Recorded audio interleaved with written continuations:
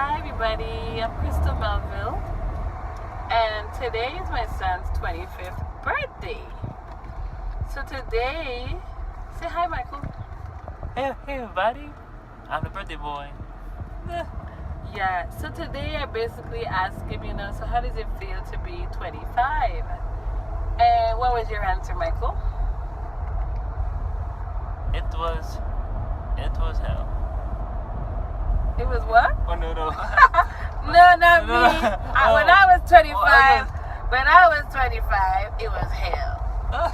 And I mean, I was alive and everything, but I already had 3 children and really feeling lost, about on the verge of a divorce. And of course, at 25, why was I married in the first place? Why was I doing 3 kids? But that was my reality. That was my life at the time. So, being 25 in today's age, as my son said, is actually a blessing because sadly, not too many children even live to see 25 these days. And that's really something hard to even admit, but as parents, we have a responsibility to be completely honest with our children.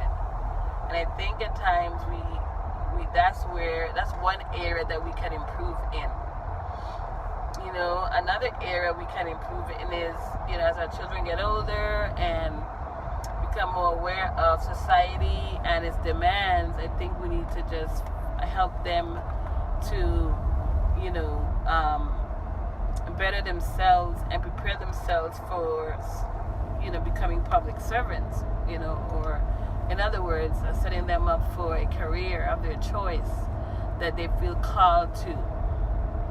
And, oftentimes, I've heard even from my own children, I want to help people. Okay, that's great. Now, helping someone is something that should be second nature to you. You should know that, okay, if someone fell and, you should help them up. If someone is in need and you can help them, you should help them. But as far as linking academia with service is like this, you can choose a field that you love, that interests you, and you can still help people. For example, if you have an accounting degree or, sociology degree or whatever it is, computer, whatever, you can help people. You can offer your services to them that at a cheaper price, or you can package it, you can sell it. You can have webinars, you can teach people how to do stuff. You can, if you have an accounting degree, you can help someone. You can teach young people how to balance a checkbook.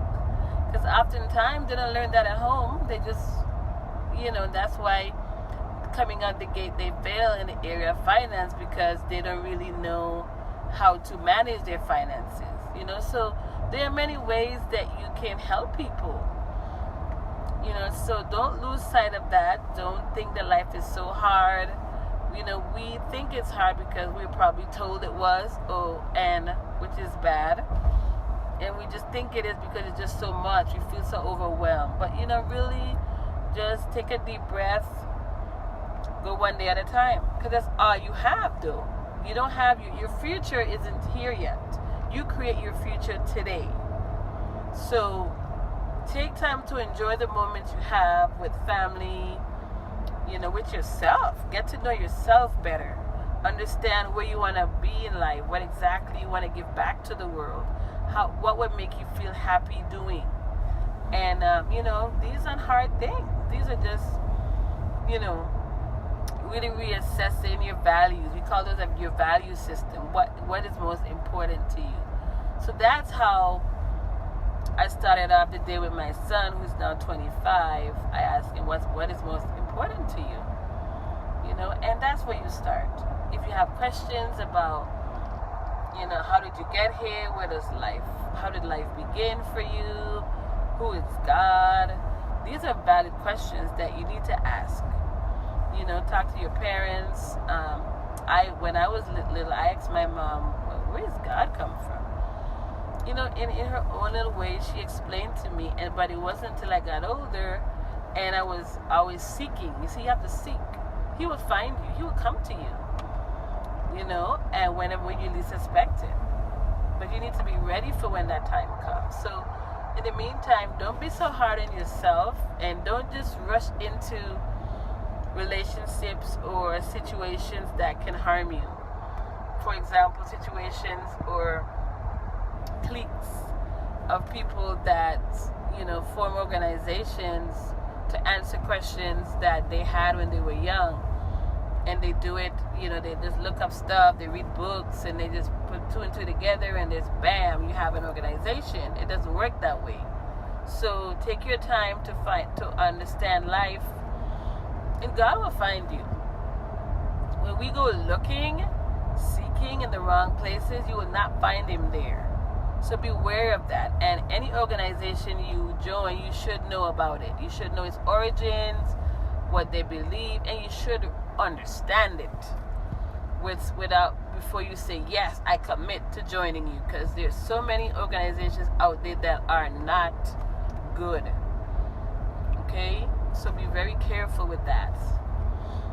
Okay, so that was my nugget for today. I pray that your day is blessed, that you're being fed spiritually, emotionally, psychologically, in every way, and that you are taking everything in that you have learned thus far in life, and you are applying it, because that is wisdom.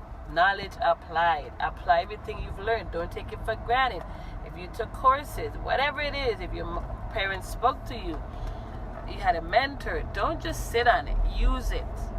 Take action and really go out there and, you know, paint your world with the colors of the rainbow. You know, have fun. Okay? And God will find you. You will be okay. Okay? So I just wanted to come to you today, Michael and I, and we pray that you have a happy and a blessed day. Bye now. Bye now. Thank you for listening.